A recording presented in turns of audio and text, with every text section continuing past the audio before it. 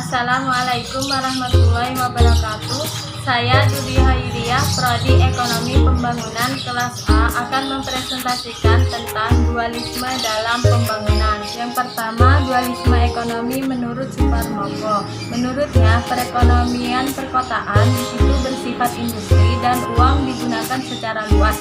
Sedangkan perekonomian di pedesaan kebanyakan itu masih bersifat pertanian. Nah, beberapa daerah yang masih terbelakang dimanfaatkan sebagai daerah kantong asing. Kebanyakan daerah itu kaya akan hasil pertambangan seperti batu bara, emas, dan minyak bumi. Selanjutnya ada unsur pokok dualisme. Yang pertama, dua keadaan yang berbeda. Satu keadaan bersifat superior dan lainnya bersifat inferior yang hidup berdampingan dan waktu yang sama. Berdampingan yaitu seperti berdampingnya industri yang kuat dan kaya dengan negara-negara yang lemah dan miskin. Kedua, keadaan hidup berdampingan bersifat kronis. Maksud dari dua keadaan berdampingan yang telah disebutkan tadi itu bukan semata-mata keadaan yang bersifat sementara yang akan hilang dengan sendirinya seiring berjalannya waktu. Ya, sifat superior dan inferior menunjukkan tidak cenderung menurun, tetapi terus mengalami peningkatan. Dan yang terakhir yaitu unsur superior tidak berpengaruh pada unsur inferior. Selanjutnya, aspek-aspek dari dualisme ekonomi. Yang pertama, perekonomian pasar atau daerah kota dan dekat dengan kota. Daerah perkotaan yang dekat dengan pelabuhan biasanya perekonomiannya itu bersifat ekonomi pasar dan banyak memanfaatkan uang sebagai alat transaksi. Banyaknya penggunaan uang itu dilatar belakangi oleh konsumsi masyarakat perkotaan dan daerah dekat dengan kota yang tinggi, di mana semua barang yang dikonsumsi tidak dapat dibuat dan dipenuhi sendiri. Nah, ekonomi pasar berupa perekonomian yang menggunakan perdagangan dengan luar negeri melalui hubungan udara, telepon, dan laut sebagai penunjang informasi.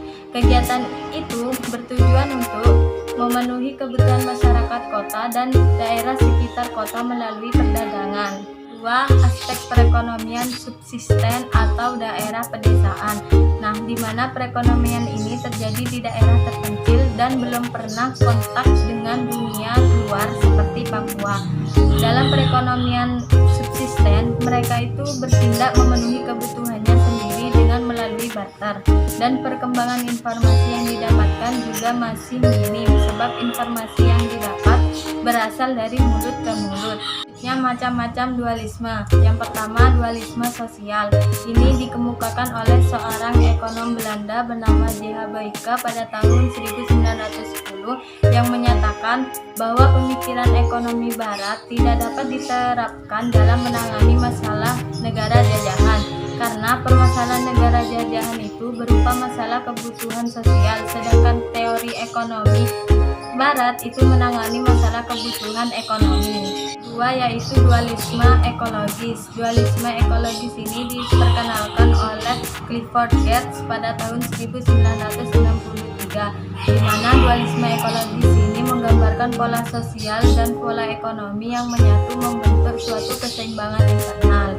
Clifford Geertz menjelaskan adanya perbedaan antara Indonesia dalam dan Indonesia luar.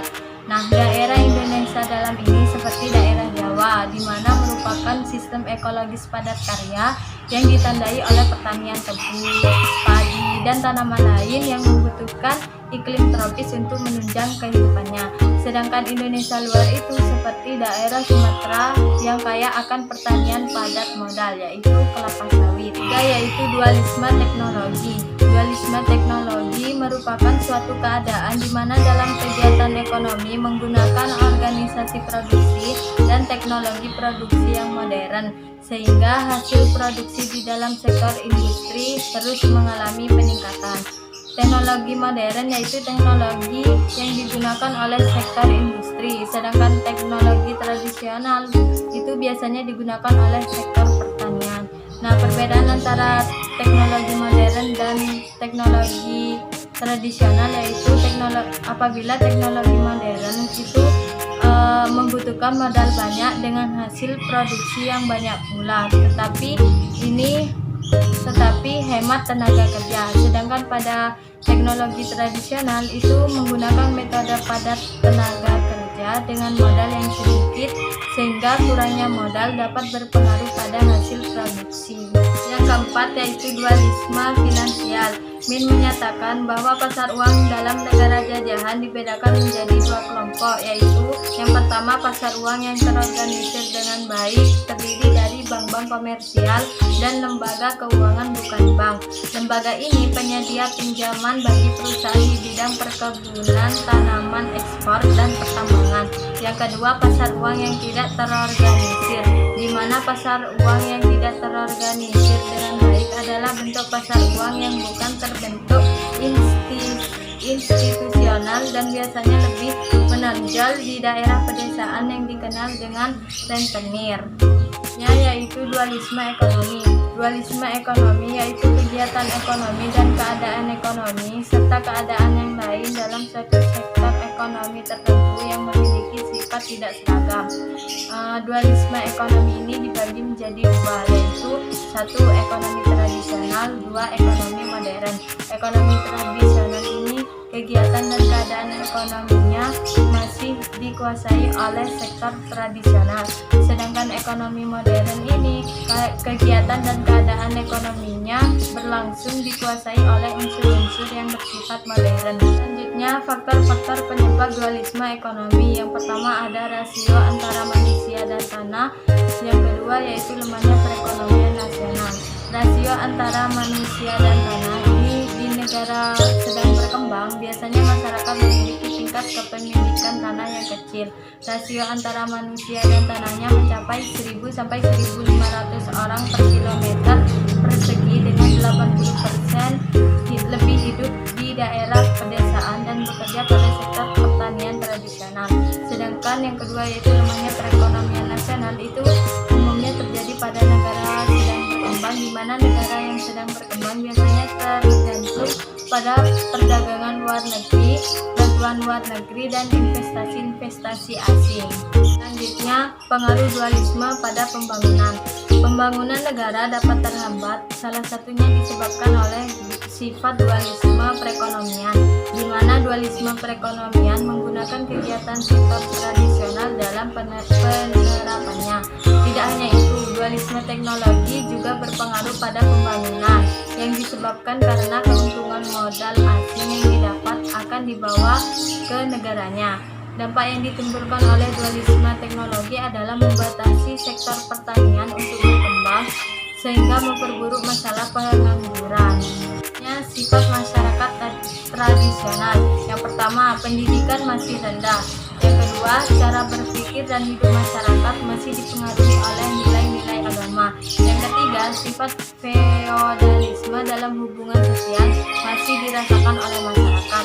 Yang keempat, akibat adanya dua unsur yang berbeda dalam dualisme, maka memberikan efek negatif dalam perekonomian.